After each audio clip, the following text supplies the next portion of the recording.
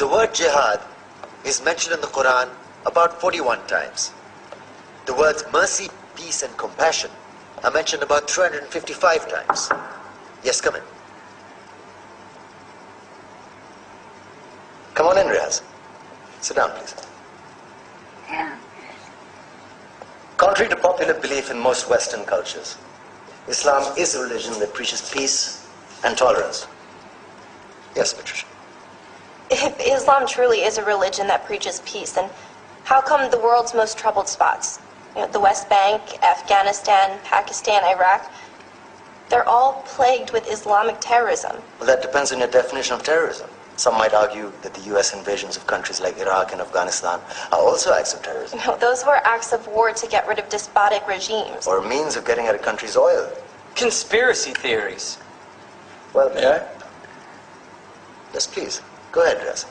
Mr. Khan is right.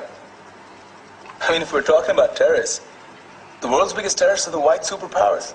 Come on now. No, really, stop and think about it. Explain 9/11. Okay. Do you know how many people died in the Twin Towers strike? Around 3,000. And do you have any idea how many people died in the bombing of Afghanistan? Take a wild guess. More than 15,000 people died.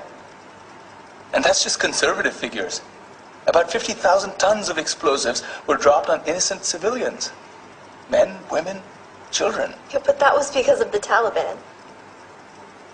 Now that you brought it up, did you know that the Taliban was a creation of the CIA to fight the Russians? Whatever. They were still harboring terrorists. Yeah, right. Terrorists that were never found. Just like the weapons of mass destruction that were never found in Iraq. Do you want to get into the death toll in Iraq? 500,000 civilians and counting. And what do Britain and America say when they don't find these weapons? It's simple. They just say sorry. And still refuse to relinquish control of these countries. What are you trying to say? What I'm trying to say is that just because you're American, wear a fancy suit, and call yourself the president, doesn't make you any less of a terrorist.